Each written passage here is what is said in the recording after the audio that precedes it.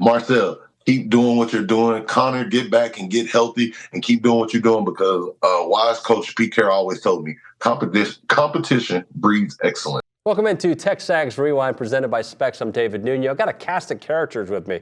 I've got Ethan Jones. Hello, Ethan. What's up? Caitlin Torn. Hello. Hello. Kate Bickham. Hello. Hello. Luke Evangelist. Hello. Thank you. Great. You want to give us a stat before we do? Because I think you had a rushing stat for us. Yeah. We've been really good running the ball. We have. In our rec league, yes. Yeah. Oh, you mean the Aggie football team? Yeah, our rec league we have. No, I'm not a part of no rec league. But tell me about Le'Veon Moss and the guys. Yeah, let's go to that. Against Florida, A&M had 3 players, Moss, Reed, and Daniels, with more than 10 carries while producing more than 5 yards per carry. The last time we had 3 players with 10 or more carries was in the Orange Bowl against North Carolina. And then going even further back, the last time A&M had 3 players with 10 or more carries and 5 or more yards per carry was in 2016 when Trevor Knight, Trevion Williams, and Keith Ford did it in a 45-24 win over number 17 Arkansas. Awesome. All right. Beyond that, what was your favorite part of the show, Caitlin? I'm going to go Damontre Moore. It was great. Really great today. More. All right, Cade, your favorite part of the show? You know what? I was going to say Damontre Moore, but Max Wright, once again, he's cooking. He's got good info on tight ends. He knows what's going on with the offensive line. He's that guy. Did you listen? No. Okay. This is 2 weeks in a row. I know. I need to lock in. Oh my I'm not God. locked in like Cade. Lock in like Cade. All right. Brian Brauninger actually was kind of good today. I mean, he was. John Harris. We talked about Bill O'Brien, which I think upset him. And then we talked about the Aggies, and that made him happy. That and more. It's the TexAgs Rewind presented by Specs. I got to ask you this, Damontre. You know, you had his last season here. Yep. 12 and a half sacks. I like that. That's a good number. You know what? Right now, if A&M continues on their current pace, they won't have as many sacks as Damontre had. As a team, they won't have as many as he had his whole year. They've got all 3 that talent, so far. too. All that talent. Damontre, should we be concerned? What's going on? Why are they not getting the pass rush that we thought they would get? There's no area for concern because if you're true football enthusiasm, I'm going to tell you to just calm down, go back and watch the film. Sometimes sacks don't equate to it and the stat lines don't show it, but there's a lot of hidden production going. I actually want to, I'd be remiss if I was talking to my brother this morning, Mr. Kennedy, number 15, young guy, sophomore, coming in there balling the way that he does, coming in, wrapping around those stunts. You have guys like him that are sitting in the cut. And then you got Nick. Then you got Shamar Stewart, Turner.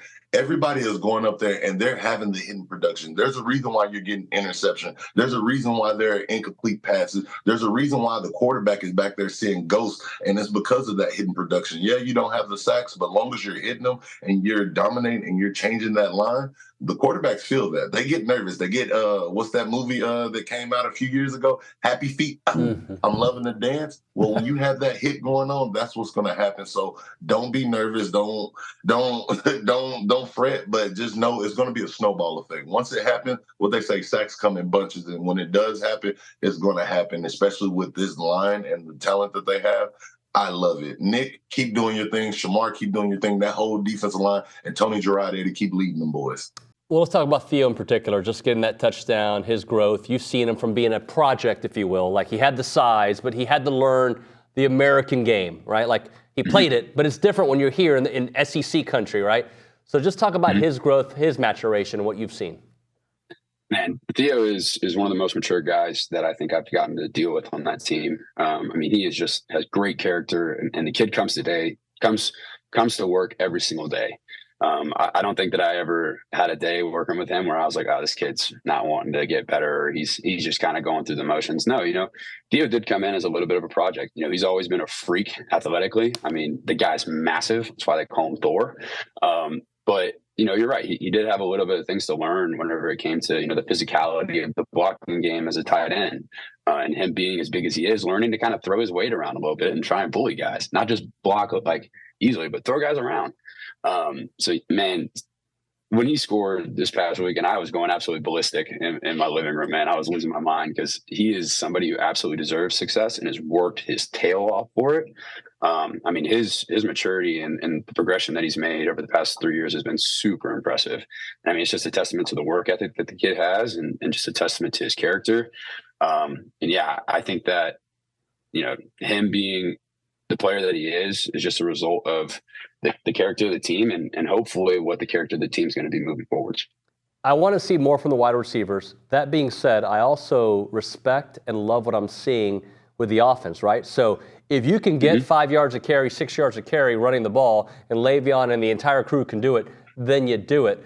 And that opens up a big 73-yard touchdown for Cyrus Allen. But I'd like to see a little bit more from the group overall. Your thoughts on the wide receivers? Yeah, I mean, I think when you can establish the run game like we have, and especially this past game, it's going to make teams respect it more. So you're going to get more one-on-one opportunities on the outside. I think that was shown in the Notre Dame game when we didn't establish the run game as well. That our wide receivers were able to get played in ways that kind of limited their availability. But I mean, Cyrus Allen has really jumped off the chart to me. I mean, the guy's performed well every single game over the past few weeks. And you're right. I mean, when we establish the run game, they do get those chances to get those 75-yard pops where it's like, oh man, like just showed up out of nowhere, a 75-yard TD. But I think that they're a really talented group. I mean, Jahdae Walker, Noah Thomas, Cyrus Allen, all those guys are really talented, and we know that they are. And I think that's one of the hardest things to get adjusted to is in a new offense is getting timing on with the quarterback and learning new route concepts, route trees, how they want you to run things. So I think that group's only going to get better as well. I keep saying that about a lot of guys, but it's the truth, and we've seen that, And I'm thinking that they're going to start stepping up and performing in ways where it's like, oh, okay, that wide receiver core is maybe a little bit better than they've shown over the first few weeks. But I mean, I think that they're going to be growing in consistency as we move forward. Wow. All right. Kasuga. Am I saying that right? Helaman Kasuga. Helaman Kasuga. Don't think he's Latin American, but he could be. I don't know. Helaman Kasuga. You're making it worse.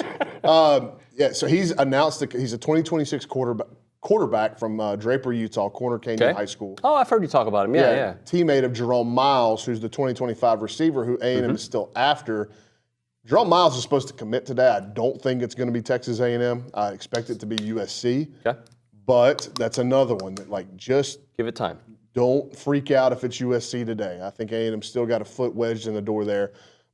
And one of the reasons why they may have a foot wedged in the door is because of how well they're doing with Helaman Kasuga, who has now announced a commitment date of October 8th. And he's one of the top 2026 quarterbacks in the country. Very similar to Hassan Longstreet in the class of 2025. Helaman Kasuga has been handpicked by Colin Klein early on as his guy in the 2026 class. So you got to if A&M's able to close out this recruitment, there's a little bit over a month left before he's set to make an announcement. If A&M's able to close this out, then you got to like Colin Klein's hit rate. Yeah. I mean, Hassan Longstreet was very early on. Like he identified him in the beginning. Identified him and said, "This is the guy I want," and went and got him. And turns out he's the number one player in California now. So he's doing the same with Helaman Kasuga in the class of 2026. And we had heard leading up to yesterday when it came out that he was going to make a commitment in October. Me and Jason had both heard that A&M was doing a fantastic job. They were in town for the Notre Dame game. They were in town this summer for camp. I just think that the Aggies have done such a good job early on putting their best foot forward that somebody is trying to play catch-up right now between now and that October 8th commitment. Quarterback room, how do you assess the quarterback situation at Texas A&M right now? Okay, so this goes back to the Texas Bowl. And I'm calling the game, and the very first thing I said in my mouth was, and I'm just totally blanking on the quarterback who started the game against Oklahoma State. Jalen Henderson. Why am I? Yeah, Henderson. I said he's got to stay healthy because after him with no Wigman, what are they going to do? Quarterback situation, man, no idea. So first play, what happens? He doesn't throw the ball when he's supposed to, when he's got a guy open. So he holds it. He gets upended. All of a sudden, he's out after one play. And who's this kid, Marcel Reed? All right, we'll see what happens. And I'm telling you, from the first play of that game in the Texas Bowl, with a limited receiver group, a limited offensive line group, Marcel Reed made plays one after the next. I'm like, they're in a break. I said to Brett Dolan, who's calling a game with me, I was like, Brett, did they start the right guy? This guy's good. Like, I like this guy. I like Marcel Reed. I know that they want to go back to Connor Wigman, but this guy can play. If I am a school somewhere else, not A&M, I'm probably doing I'm through the grapevine trying to get to Marcel Reed saying, hey, yo, bro, get in the transfer portal because we'd like you at insert university here. I was really impressed with him that night because I felt like he had everything stacked against him and he really was making the game look easy. So as I'm driving actually up to Sam Houston, because I called the Sam Houston-Hawaii game, and I get in the car and I didn't watch it, but I was listening, and they're like, Marcel Reed taking over as a starter. I remember thinking, ooh, this is going to get interesting because I got a feeling if he plays like he did in the bowl game, it's going to make the decision for Mike Elko really difficult. Algorithm time. When you guys like, comment, and subscribe, that means that other people will see it and it'll grow the channel. Tell the people what to do. Like, comment, subscribe, and tell people. Sometimes the algorithm doesn't do its job, so you got to do the job for him. Do the job of the algo. We'll see you next time.